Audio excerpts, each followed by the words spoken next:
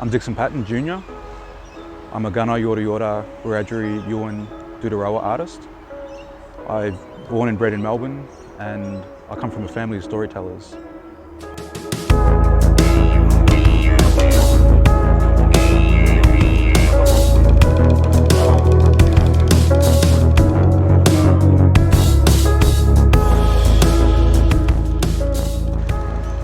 Yeah, I'm the lead artist and storyteller for Baylor Creative, and Baylor Creative was started just with, our ethos is around indigenising spaces and ensuring that the broader Australia get to hear our messages in our stories, but also for First Nations people to see themselves and have an opportunity to embed their stories in the broader society as well.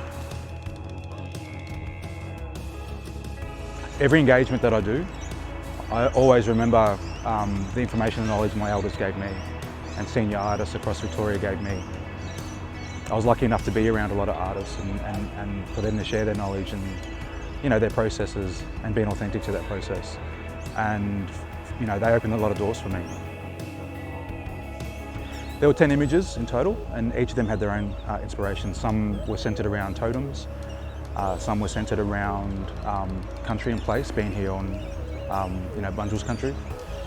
Some of the work is centred around how we connect and how we welcome people in culture, and then also just encouraging that walking in reconciliation, what that means for the general population.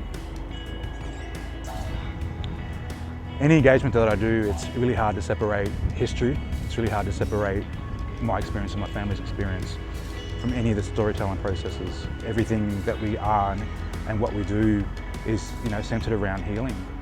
It's centred around reclaiming, especially here in Victoria. So it's hard to be triggered by some of the engagements as well. But a part of that, like I said, there's healing as well that I get from it. I get to reclaim a bit of myself every time I do these artworks.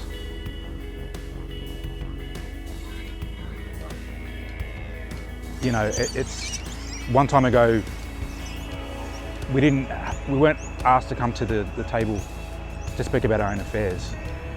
Now storytellers and people that are rewriting policy get to shape where we go as a community, as an Aboriginal community as well. And so, it's the first time as a collective that it's us telling our stories.